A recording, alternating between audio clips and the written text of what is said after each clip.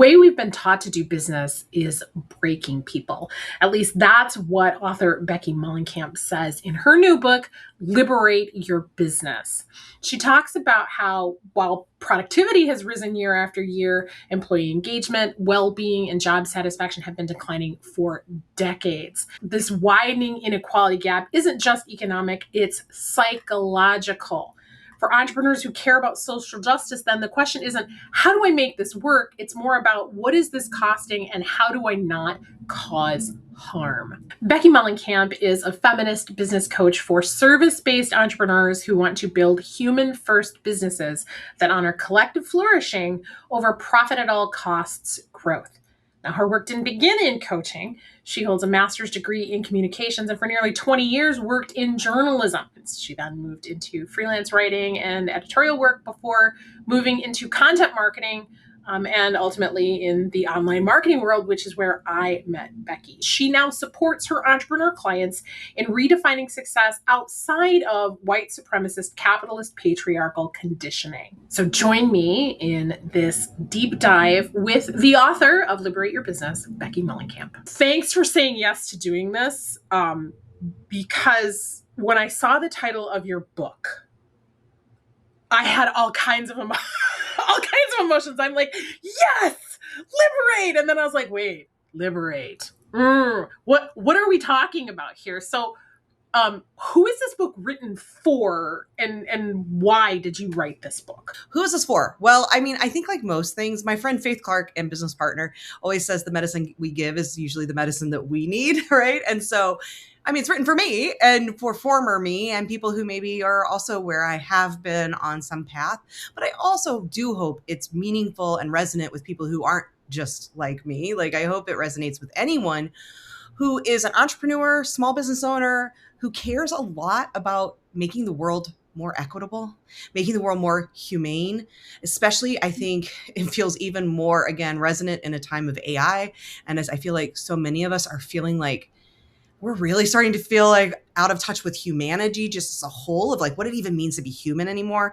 So people who are thinking about those kinds of things, who think about business as a potential tool for creating change, feeling like maybe there's something more I could be doing with my business as a tool for implementing the change I want to see in the world. So for those kinds of folks, you know, it's obviously not going to be for somebody who's just like, how do I get more wealthy?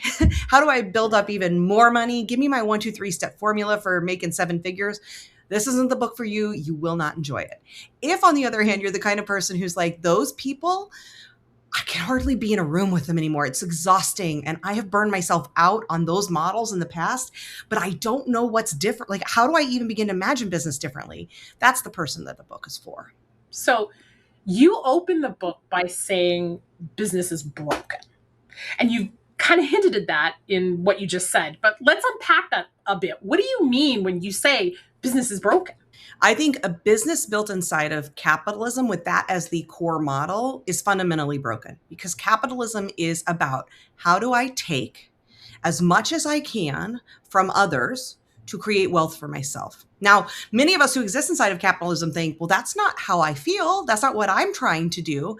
But that's the system that we are all operating inside of. And the methodologies that we are learning are rooted in that belief, that the idea is, how do the people at the top of the sort of social hierarchy, the ownership class, how do they take as much as they can from those below them to continue to build up their wealth? And in capitalism, there is no finish line. The goal is more. And more always changes. It has to. When you are a publicly traded company, when you have VC funders who are looking to make return on investment, when you're focused on return on investment, the only thing that you care about is more. And the only way we can continue to get more is by taking more than others have, right? So it's just a fundamentally inhumane system. Now, commerce is not. Commerce is, here's an exchange that leaves us both feeling whole. I need a thing, you have that thing. What would it take for me to get that thing from you and give you something that feels good, that makes you feel like, yeah, that thing's gone and now I have this instead, and that feels whole. We both feel energetically fulfilled in this transaction, right? Commerce is just transaction. That can look like bartering. It doesn't have to look like capitalism, right? There are other ways of doing business than we've been conditioned. That model is about how do we all come out of this experience feeling whole? That's not a broken system. That's a beautiful system. That's a system that says, let's honor our full humanity. Capitalism, just at its core, is not about humanity. And so I personally believe any system that's saying we don't care about humans is a broken system. I have a couple of different places I could go with this. The first one I think I want to look at is that capitalism moving the goalposts piece, right? When we as human beings are paying our housing payments or buying our food or taking care of our families, we're seeing the cost of living going up year over year. So there's a natural, inside the system, a natural moving of the goalposts in that way, which is then, if I'm understanding you correctly, compounded by the incessant extraction that's happening at the corporate level, at the owner top end of this crazy pyramid called capitalism. How do we as business owners navigate the, for lack of a better word, necessary goalpost moving versus, I guess, growth for growth's sake? That requires challenging yourself in ways that will be deeply uncomfortable for most of us. And that is what I'm hoping this book helps people begin to do, is to do some self-interrogation in a loving way. Anything that's not loving isn't healthy. So it's not about shaming ourselves, blaming ourselves, making ourselves feel bad, but it's starting to actually questioning for ourselves, who does this benefit? Who told me it has to look this way, right? Because when we aren't doing that interrogation of why is it that I think the goalpost has to move, is that real? Is it because of an actual need? Is it just because someone told me it was supposed to? Is it because I don't feel quote unquote successful unless I've made more than I made last year, right? If we're not interrogating those things for ourselves, we will stay in autopilot. We will stay on our conditioning. And our conditioning inside of capitalism is always going to be about the moving goalpost of more. It is the never-ending pursuit of more. So until we stop and actively, intentionally interrogate that for ourselves and start to ask those hard questions about, do I actually need more? Why do I need more? How much more? Like, what's real here? If we don't do that, then we will stay on that treadmill, the hedonic treadmill, that hamster wheel that so many of us feel, where we start to wonder, like, why is it that I'm making more money and yet I still don't feel like anything's any better? Great. Okay. And so then this connects me to the other piece that I really wanted to get at the heart of, because you didn't start here, right? Oh, Like gosh. your journey, and you do a really good job in the book of unpacking like the pivotal moments in your life and work that put you on this journey. So how are you building your business now, and what has changed since you began your journey of liberation? Yes, I did not start here by any stretch. I was girl boss and right there by the sun. I was doing it as good as anyone very early in my online business career. And before that, I was existing inside of the corporate structure to a large degree, even when I was self-employed, because I was working for corporate clients and showing up the way I thought I was supposed to. So most of my career was spent replicating the systems that I knew. And, I can sit here and feel bad about that or like have guilt. But the truth is, most of us do that because we don't know that there's other models. And especially the people who hold the most privilege. We are never encouraged when we are not melanated, when we are, have proximity to power. We are not encouraged, nor do we even have to imagine a different world, right? Because we have all that privilege. So it's really easy to kind of coast along on that privileged position and just be like, okay, well, if I just try a little harder, I really will be able to move up that imaginary ladder, right? And it's easier for us to buy into that lie of capitalism than it is for people who are lower down on that hierarchy, where it's like, I don't know that I buy this, that I'm ever going to move up, because I see that not happening, right? So for a long time, I didn't question. I had two sort of pivotal moments I talk about in the book that really transformed a lot for me. The first was in 2010 when my brother died of a heroin overdose while I was going through a divorce. My whole life turned upside down. And that was the first time in my life at 35 that I said, what do I actually want? I don't think many of us are ever really encouraged to think about what we actually want. It's just so many of us just sort of go through life on autopilot. And so that was sort of the beginning of my internal change to saying this life doesn't feel very good.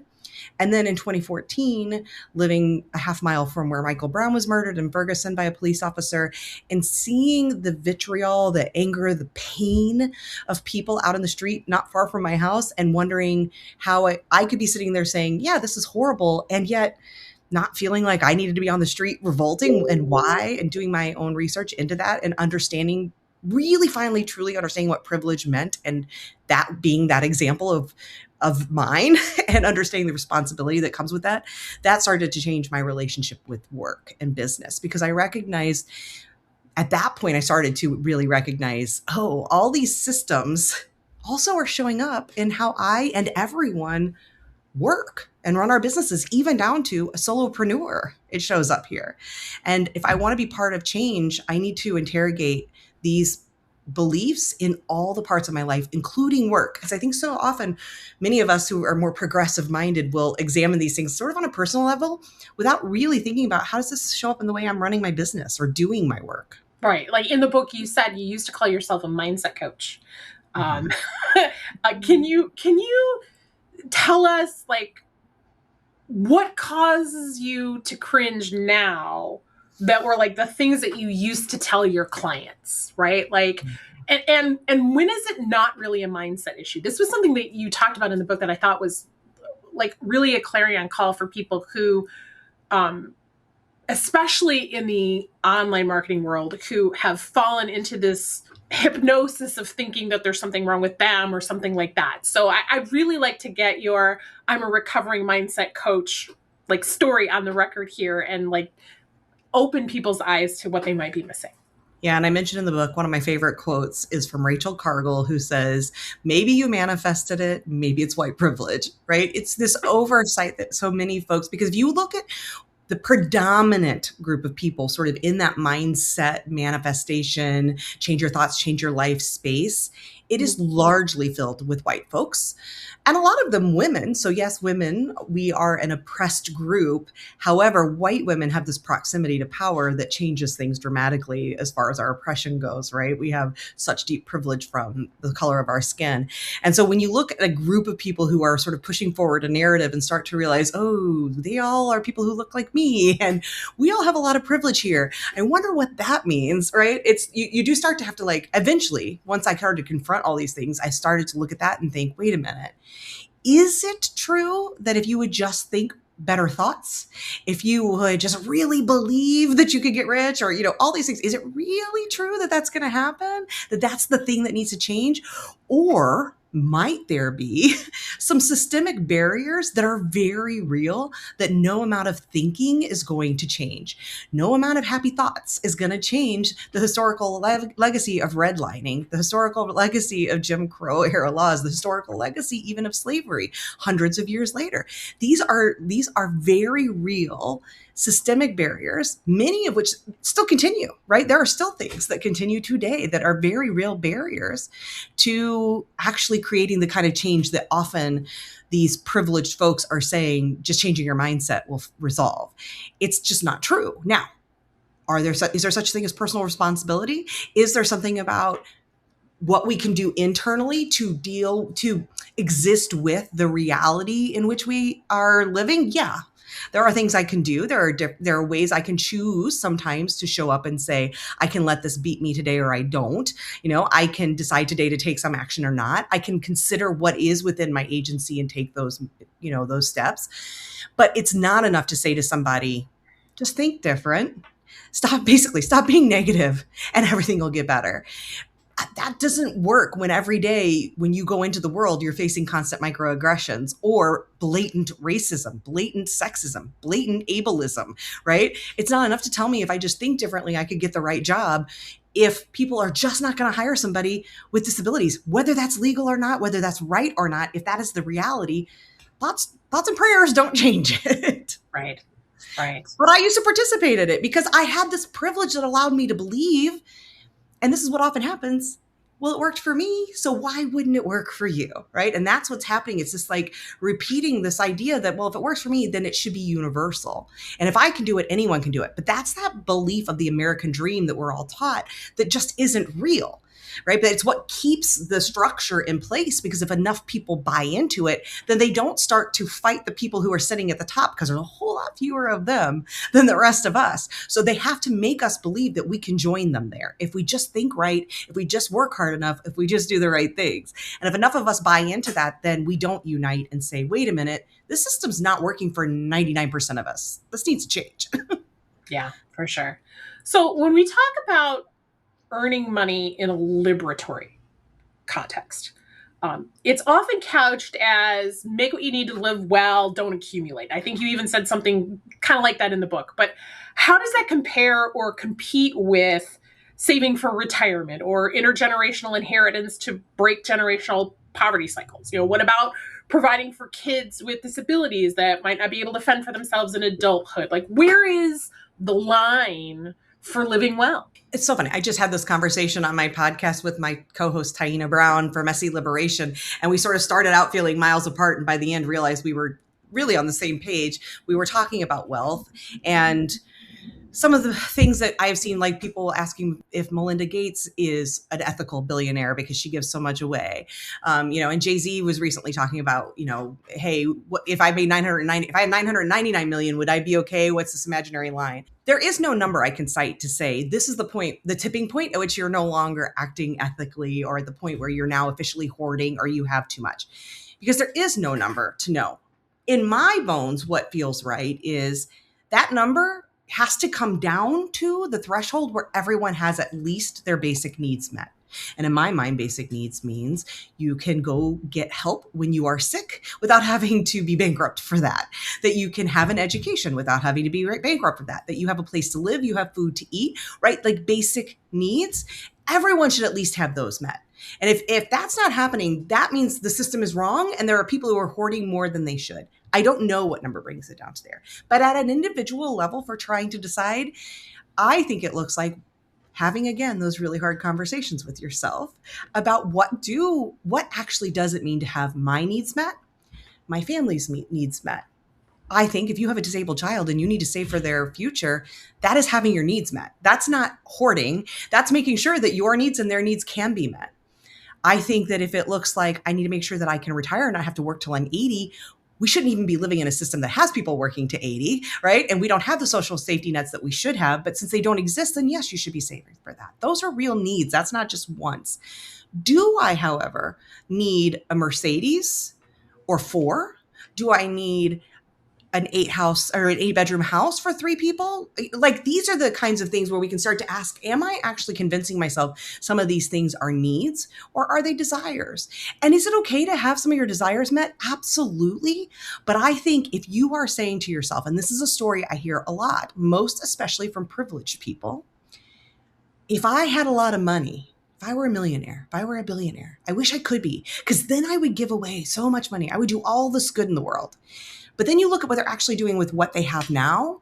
It doesn't include doing good in the world with their money, right? We are all stewards of our money. And even if we don't have a lot, we still can, most of us. Now, again, if you don't have your very basic needs met, this is a different story. I'm not talking about for survival. But if you have a little extra, you could make the choice that I'm going to put that away so that I can get that Mercedes. Or I put half of it away so someday I can have the nice thing I want. And the other half I'm going to put to mutual aid, right? I'm going to give to somebody else who doesn't yet have those basic needs met. If you don't already have that kind of mindset around money, if you're not already looking at scarcity and abundance in that way, it's not going to change because you become a billionaire. That is your conditioning showing up. The other piece of what you said that I think is really important, which is what Taina brought up, and she is a mixed race woman who has a different level of understanding that I do about that lived experience. And she was like, hey, I look at that and say, I should amass wealth. And I'm not going to feel bad if I amass wealth because I have hundreds of years of making up to do, right? My family were enslaved. I have 100 years of making up to do because the systems have been built against me. And that is absolutely true. I don't fault folks who have historic marginalizations and a legacy from that of saying, I have very real fears that are grounded in reality about my own safety and my children's safety and their children's safety if I don't have money put away for them. That's a very different story than someone who looks like me and has my legacy of saying, well, I need to make sure I'm saving for 6 generations ahead, right? That's not the same situation. And that's why there's no clear-cut answer, but where I say we all have to do that real interrogation with our identities in mind as we think about what is enough for me, what does it look like to actually have my needs met, and what is a need versus a want here. So I can't give you a pretty tidy answer because there isn't one, which is the problem, right? I think that we love tidy answers, but the truth is it's all gray. Well, yeah, and I think that's the good problem to have, right? Like so much in these conversations about wealth and privilege and business and money and finance all comes down to this, binary. And it's like, no, there's nuance, right? We have to appreciate the mess of nuance because everybody's needs are different. Everybody's story is different. Everybody's, path is different. There are themes, right, that we all hope we get to follow along on. And if the systems were more aligned for us to be able to do that, we could.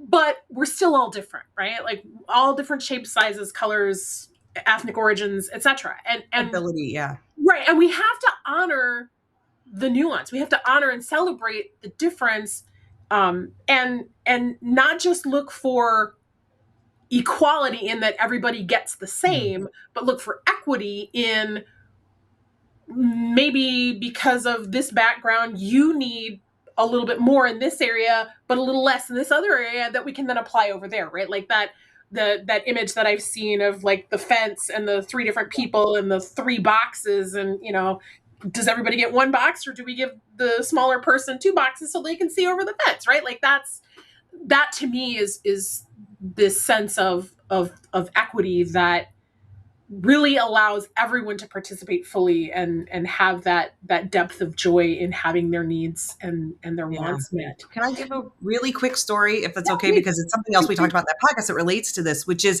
for a while earlier in my thought process around this, there's a person whose world I was involved in for a while, and she's a Black woman, and her mission is for people to be rich, right?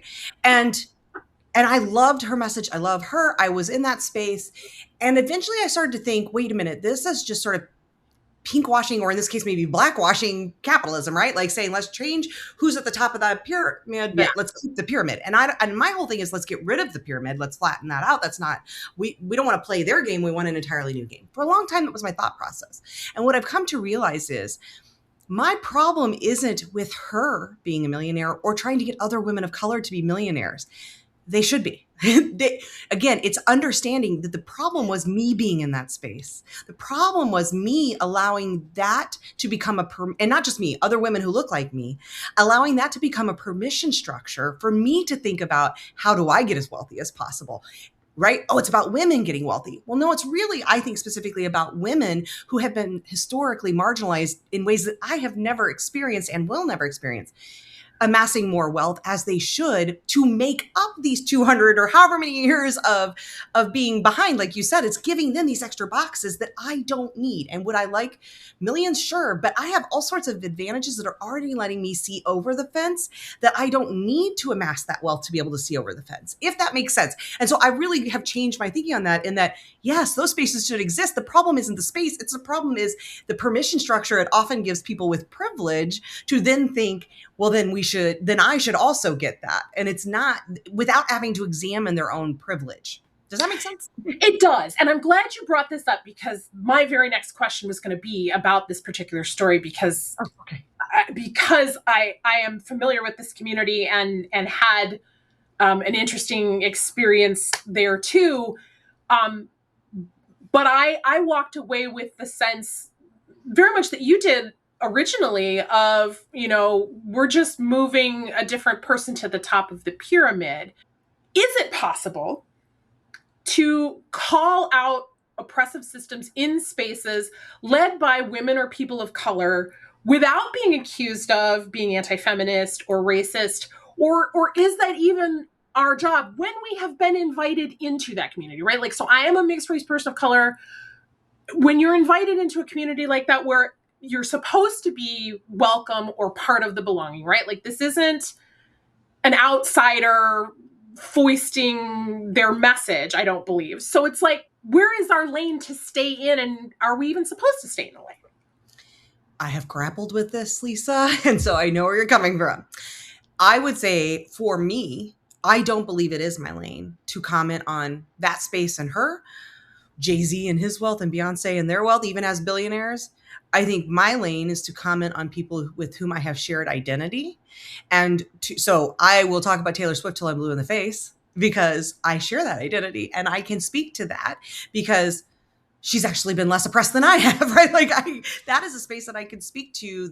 We have a similar power dynamic, right? Or had, and a similar starting lane.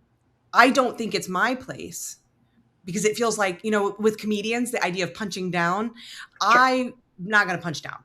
It's not my place. What I did realize is it's also not the room I should be in, right? Because I think what makes a room like that valid is the way I see that if it is a room for folks who have been historically marginalized to a much larger degree than I have been to amass wealth to make up for that, then Sure. more power to them. Is that what the room is? Maybe not. But I recognize that I can't allow that to become a permission structure for me to participate in toxic behaviors, right? So I need to exit because it's not the right space for me. But also, I don't think it's my place to talk about it. You as a mixed race woman, you get to decide, right? Like, I can't speak for you either, nor would I even begin to, because I don't share your identity and I don't know that experience. So I just think it's important for us to think of our own lived experience. And I do think it's important for us to punch up, right? To call out those who have more power and more privilege, but I don't think it's very helpful to punch down. Now, if there are other, Black women who want to check that person, who feel who feel a way about that and feel like they want to speak to that, who are doing this kind of activist work and it feels right to them, I leave it in their very capable hands because they don't need me doing that for them. And it's not my place to do that. We need the system that looks like a pyramid to be flattened down into a matriarchal system. Matriarchal systems are circles. Patriarchal systems are ladders. And just putting a woman on top of the ladder doesn't actually change the ladder. I'm saying we need to go to a beautiful circle where we all are in it together versus some of us being up here looking down on those that we think are below us. Now you talk about something that I think is kind of closely connected here, the credibility hustle. Because I think that's part of what causes some of this jockeying in the first place. Can you talk about what that is and how you explain it in the book and how it impacts a liberated business? I think it probably exists in all sorts of places, but it's rampant in the online business world of this idea of influence and of influence being power and using position as in I am up here, so everyone needs to look up at me because I am more credible than you, as deemed by myself, gatekeepers that I've determined have value, whatever it is. But it's absolutely just replicating hierarchy. It's putting yourself at the top and saying that because I am up here, everyone else needs to listen to me, buy from me, pay me more. I deserve more because I'm up here and I have more quote unquote credibility, quote unquote visibility, whatever the words are that you want to use, but that I am your guru, for lack of a better word, because that's what we see a lot of. It's sort of that guru culture we see online where we begin to worship people as if they have more value than us because whatever, they've made more money, they've been in business longer, they hold a different, some degree, whatever the thing is that they're sort of using as dangling above us to say, I am better than you. And I've participated in that, wanting to be a thought leader, quote unquote, of like trying to put myself out there as the expert voice so that people will pay me more, so that I do have more credibility or value. And unfortunately, what often happens in that, and where I tried, yes, I just wrote a book. So writing a book is a part of this thing that we see, right? Like, I have a book, so I'm now an expert.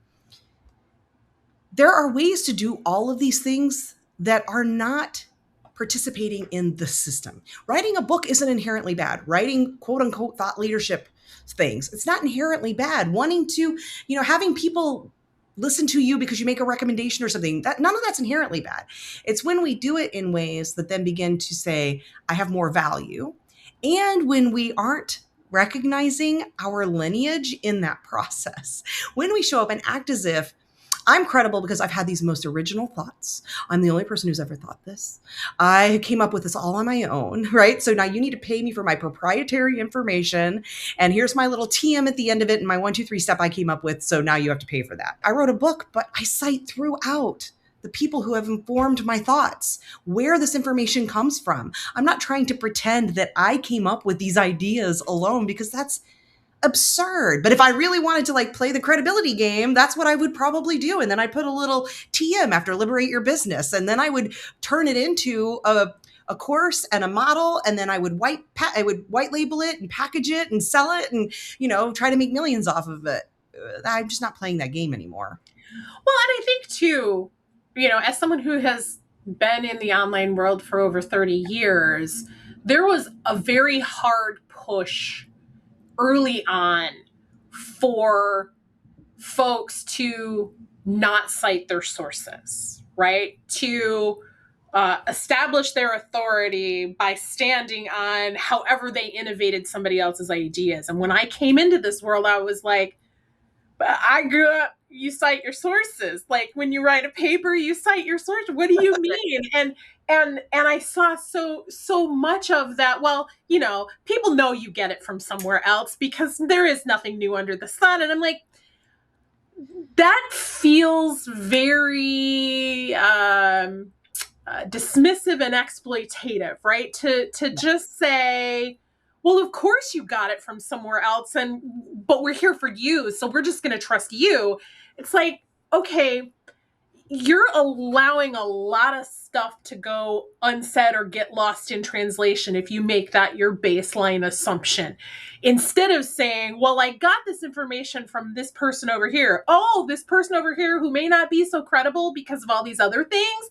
And then you start to connect the dots, which, causes everything that you, quote unquote, everything that you've done to fall under a dubious light. And so that was the prevailing logic of the time. And so I really wanted to have you talk about this because this book is so rich in so many different ways. You mentioned that you cite sources, but you don't just cite sources. You have interviews baked into this book with various experts on a lot of different angles of liberated business. I'm going to give a shout out to my friend Jacquette Timmons because I know her and I'm like, I saw you in the book. Look at you. I'm so happy for her. I was just thinking about her in particular, so that's funny. I didn't know you know her, but that's awesome. Yeah. She's good people, and I'm all of these folks that are in this book that I'm recognizing their names, and I'm like, oh, this is you walking your talk, and that was the big reason why I wanted to have you talk about it, because for so many of us who maybe have sat on the sidelines or felt like we didn't know how to get off the sidelines, this book isn't just we should all have liberated businesses. There are a lot of books out there that say the system's broken and we need to fix it. And there's no real, it's a call to arms. It's not a step into, here are some things to explore. Here are some places to look. Here are some, and you do such a good job of not saying this is the way. You say, in fact, at the end of the book, you're like, don't try to burn everything down and start over tomorrow. Like that's not what this is. It's an invitation to, as you said, interrogate, right? Like to examine and look at, what are the things that you now see that you can't unsee? And how do you what different choices are you going to make? What new things are you going to try? What options are you going to pursue now to liberate yourself inside this structure that we have not been able to release ourselves from yet? Like one of the things that I talk about a lot is change has to come from within inside the system. You can't change the system from the outside. You have to be in it. And so if you're in it, that means you're impacted by it, whatever that system is. And so how do you navigate being in those murky waters and still be able to care for yourself, to care for your family, to care for your loved ones? And for me, that's going to look different than somebody else. But you said something. You said a lot of great things in this book. But how does someone that's feeling the effects of scarcity, and you talk about scarcity in a couple of different ways in the book, but particularly marginalized folks, how do they practice reciprocity without getting caught in the trap of overgiving or feeling like they're overgiving, right? Like how do we step beyond and become models for without feeling like it's all on us? Yeah. Well, and I try throughout the book, and listen, I say right up front, when I talk about my lens in the introduction, like there are going to be blind spots from my lived experience. I do the best I can to try and see beyond those, but we all have blind spots, and I know that there will be some inside this book that I have. But I do try my best throughout to not only talk about what those with more privilege can do, but also to think about the other side of that. What about those who have been historically marginalized? Because our reactions to the same situation can be vastly different. So when you're talking about scarcity, for people with privilege, it looks like, let's interrogate the truth of that. Do I actually have scarcity here? Or have I been conditioned to believe that I need more, I'm entitled to more, that I should want more, right? Have I been conditioned to believe that that I'm entitled for my life to look a particular way, right? That all my wants, not just needs, should be met, right?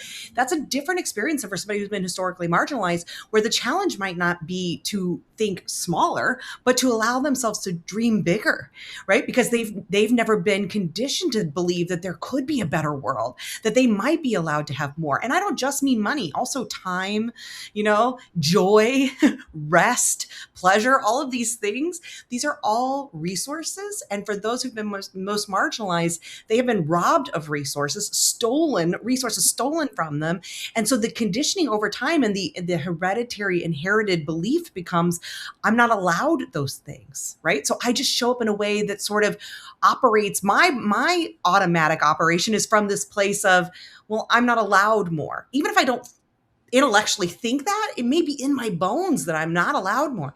So that work looks very different. It looks like starting to believe I am allowed to say no. I am allowed to set boundaries around my time, around my money. I am allowed to say, no, I do want to amass some wealth for all of these reasons, right? So the challenge looks very different on any of the things in the book. And I think part of the problem is because so many books are written from one perspective. And listen, mine again, through my lens, and I acknowledge that.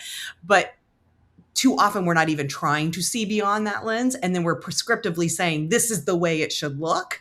When in fact, that's not always the case, because what that ends up doing for those who've been marginalized when we come to scarcity, we're telling them, you shouldn't be wanting so much, right? That doesn't do anything. That's not going to change anything, because that's the messaging they've always been receiving. The messaging here needs to be, you know what if you start to challenge yourself to believe that you actually deserve, are worth, allowed, can fight for, advocate for more, right? That your version of scarcity looks like actually starting to believe that there is abundance in this world and that you are allowed and deserve and should have that. And so that looks very different. It can start to look like, again, boundaries, saying no, right? Not believing that you have to care for others, not believing that you have to accept less for your hourly rate or, for the project or whatever that might look like. And that would not be the same advice I would probably give to somebody who's like, a white man or a white woman. That would be a very different, then it's the challenge to say, what does enough look like for you, right? On the other side of that, I would say, stop thinking about enough and start thinking about more. What's the internal work that needs to happen within the systems that we live for you to even just begin to have the internal permission slip to believe that you can have more, that you're worth more, and that you can advocate for yourself in that way. Now, that doesn't necessarily change the systems around you that are trying to say no, right? So we have to understand and honor that in the system we live in. But internally, going back to that mindset work, the internal piece might be that you need to give yourself a permission slip to say, no, I do get to advocate for more, right? Because that may not be how you're internally feeling at the moment. Then you have to exist inside of the real world and figure out, where do I give and take? Because the real world may, the world around me, the systems around me may not be thinking that same way, but I don't have to internally then feel defeated. I can at least give myself an internal permission slip. I have, I don't know, 30 great quotes from this book. Well, probably a lot of them aren't even mine, because I quoted so many other people. Well, I tried really hard to make sure that they were your words and not someone else's. Otherwise, this list would be a lot longer. But I just kind of want to hit on some and get hot takes. Your additional nuance, deeper, whatever. There's no ethical consumption under capitalism. Well, and to be clear, I think a lot of people have said that. So that's not an original thought, but I do believe that is true, that we have to understand both that we are all complicit when we are existing inside of capitalism. None of us get to have a I'm holier than thou kind of a thing, right? Because we are all complicit. We all exist inside the system. We can't escape it. So that means we are all part of it. But it also means that we all have some power to change that, right? That because we all exist inside the system, as you said, we're all operating from within it. It means we're all internal actors. We all have some room to start chipping away at it from the inside. Now, me just on my one little square isn't going to do it. But enough of us doing that from inside, we will start to break the wall down. Totally. Okay.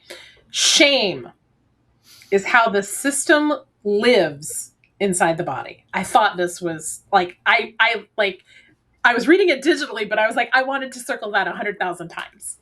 Yeah, I've always said that, shame is the oppressor's sharpest tool. When we make systemic issues into a personal failure that we then feel bad about ourselves, because shame lives in the dark. Right? Shame loves darkness. It loves solitude. It doesn't want to name itself. It doesn't want people to see it. So it hides away. We don't say it. So we live with this internal feeling of I'm bad, I'm wrong, I'm not good enough. We don't tell anyone else. So we don't recognize that everyone else is walking around feeling that same way. And if we did that and we start to uncover it, we realize, wait a minute, if we all feel this way, then none of us must be right, because we can't all be right? It starts to free us from that. But oppressors, and I talk in the book about abusers. Abusers know shame is the best way to keep abuse hidden. Because when I feel like it's my fault, I can't tell anyone, because they're going to confirm for me I'm right. They're going to tell me I'm bad and I deserve it. So I keep it to myself, and then it just continues to flourish in the dark. When we shine light on it, suddenly it doesn't stand up anymore, right? We get freed from it. And that's when the abuse often stops, right? That's when the abusive systems and oppression, capitalism, these are abusive systems. So what they need for us to do is stop feeling shameful and start talking to each other about these things. Stop pretending stop believing that we are what's wrong, and realize, oh no, it's not us that's the problem. It's the abusive system that's the problem. You spend a good amount of time in the book talking about perfectionism, the need to be flawless. I've got like 3 or 4 of them here talking about that. But I think the one that I really want to hit right now is the pressure is hardest on those with the most overlapping marginalized identities. For people closest to power, perfectionism can look like ambition. For those furthest from it, perfection becomes armor. There's just so much in those 2 sentences. So much. Yeah, I mean, when I started my career, I thought my ambition was ambition. I thought it was just about me trying to, get ahead. I realized that even though I'm fairly close to the top of that social hierarchy, right? I mean, I hold a lot of privileged identities. Yes, I'm queer, but I'm not visibly queer. Yes, I have some neurodifference, but it's not a visible disability. Yes, I'm a woman, but that's my really only visible marginalized identity. And for the most part, I'm really close to the top of that, at least in how I'm perceived, the close to the top of the thing. What I started to realize was, even with all of that advantage, my ambition was really about self-worth. It was about wanting to believe I was good, right? I was worthy.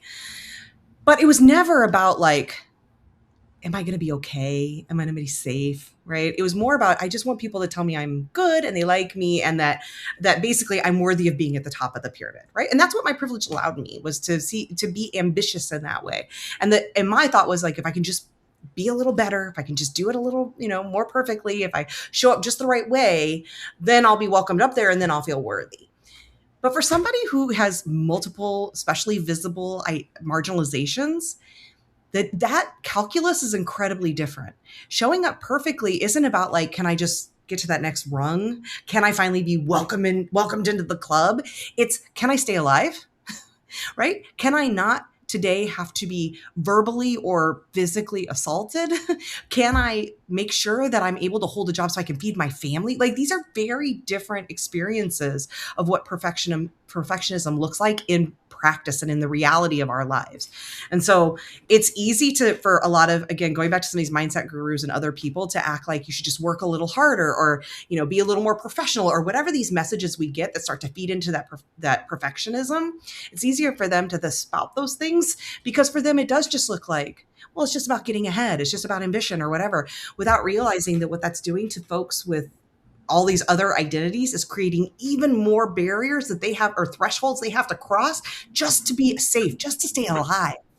Yeah. And you said something similar about time.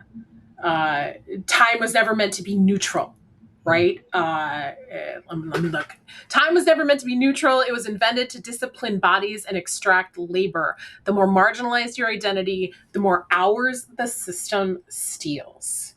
Yep. I mean, capitalism, again, the pinnacle, the sort of peak of what capitalism at its worst looks like is slavery, right? I mean, that is and the theft of the land that we all live on too, right? But it is about, how much can I extract from people? How much can I steal from them? How much can I take from others, both their minds, but also their bodies, their actual labor? How much can I steal from them so that I can get richer, right? So that I can have more before they finally break.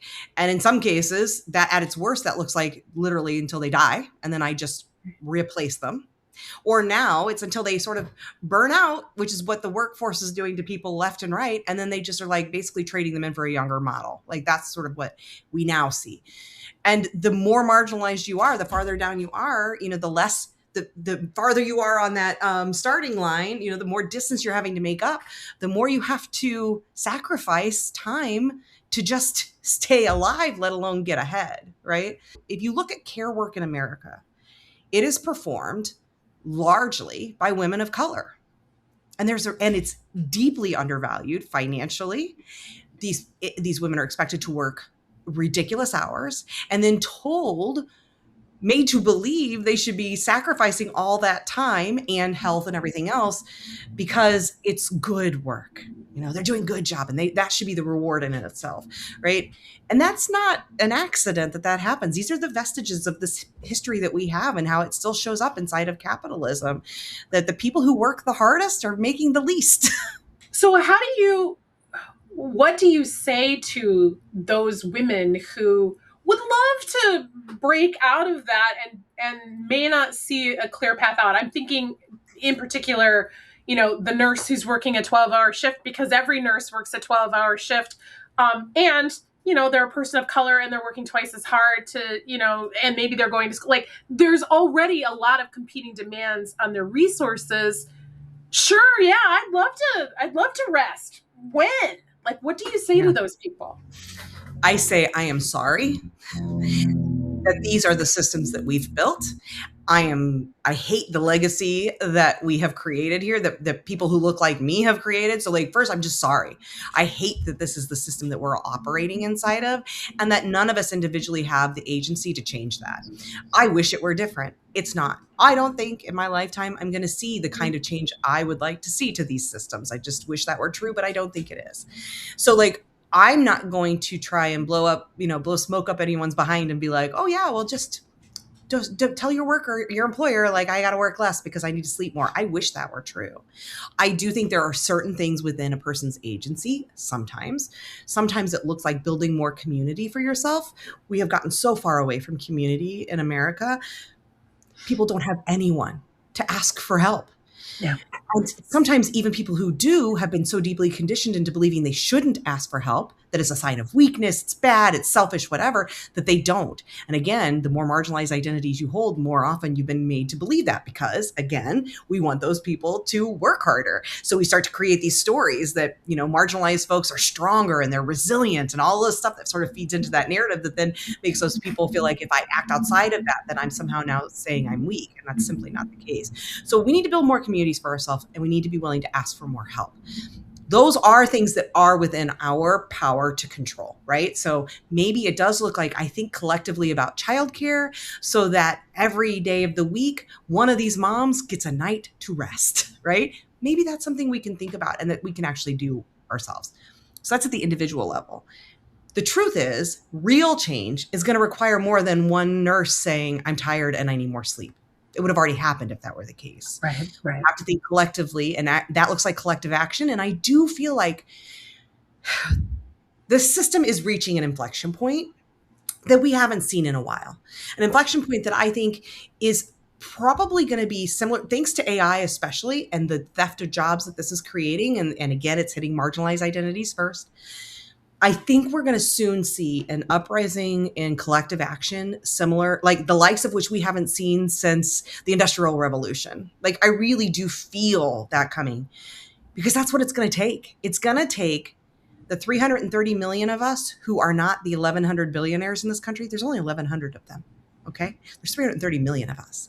At some point, when we recognize that there is strength in numbers, collective action can change things. We have the power right now. If we could stop buying into the belief that we could become those 1,100 and instead say, maybe instead of trying to be that 1,100, that club I'll never get into, that instead I can say, let's all work together to stop that 1,100 from destroying us, right? And so collective action, meaning I think strong unions that actually have teeth that start to protect humans again, is going to be the thing that it really takes for that to make a difference, which is not the story that nurse wants to hear. And I hate that that is the truth. But that is why the book, the subtitle is called A Radical Guide for Entrepreneurs Building Inside a Broken System, because it's a lie to tell people that the system, that they can just change things overnight. Like, it's a broken system. There's no perfect solutions here because it's an imperfect system. Right. You've twice now said something about, the 1,100 trying to convince us that we want to be like them, and the image that comes to my mind isn't that at all. It's the ants in A Bug's Life, right? The grasshoppers and the ants, and it's like, well, the ants don't want to be grasshoppers; they just want to be ants and live their lives, and get the grasshoppers out of their world and let the grasshoppers go be grasshoppers somewhere else, right? And to me, I think that's kind of the image that gives me some comfort, is that there are so many of us, micro business owners, solopreneurs, small business owners, B Corps, right? People who are actively looking for a better path through this system to what's on the other side of it. And to your point, I don't think any one of us has the one answer. And I believe that from what I've read in your book, there are lots of opportunities for us to explore new pathways to getting there. So I really want to thank you for taking the time to connect with me today and to share some really great bits from your book. Is there anything that we didn't talk about that you really want to make sure that you drive home to our audience? For people with privileged identities, I would say that part you just said is none of us has the power to change things on our own. And the challenge to you, especially if you have privilege, is to not allow that to be your excuse to say, well, this is how it is, so I got to get my piece of the pie, right? Like, I guess I'll just have to do the things to get my piece of the pie. We can't allow that to excuse us from doing the things we can do. No, we can't change it all overnight. But we all have within our own agency, everyone, even those with the most marginalized identities, we have ways that we can show up that challenge the systems, even if it does look like, I say that today I'm closing my laptop an hour early, especially if you're self-employed, right? That's who this book is really for. And I'm going to get a little extra sleep tonight. I'm not going to do social media today day because I don't need to raise my cortisol just in the name of trying to be visible. Whatever your choices are, like find at least some little action you can take every day that challenges the system, because otherwise it's really easy to kind of get swept up in it and allow that to be your excuse, like the nihilism to take over and just say, well, we're all screwed and nothing's changing, so I might as well just get mine. I know that mindset. I've been there, and it's really easy to let that happen. So I would just challenge everybody to not allow that to be the thing that gets you, and find community. There are so many of us who are thinking this way, and we become stronger the more we find each other and work together. Awesome. Awesome. Becky, thank you again for being here. The title of the book is Liberate Your Business. Available everywhere great books are found. So go get your copy today. And please ask your library to get it in. That's right. So if you've been enjoying the conversation that I've been having with Becky, point your web browser to beckymollencamp.com. I'm looking at the website right now. She's smiling on the homepage.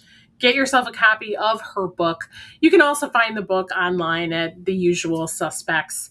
And as someone who has her book in a couple of different libraries across the country, we don't make a ton of money. Like, we make no money when you put a book in a library. But what it does is it very much supports her idea of liberation, right? Like, that information, those ideas then become accessible to a much larger audience of people who might not otherwise be able to buy the book, who now have access to it. So go to your local library, request that they get a copy of Becky Mollencamp's book, Liberate Your Business, and add it to their business book collection, to their social justice collection, to whatever category or section of the library that it would be best suited. Just get it into the library so that we can get these ideas into the hands of more business owners who are ready to dismantle the systems of oppression that are currently thriving under capitalism and change the face of the way business is done.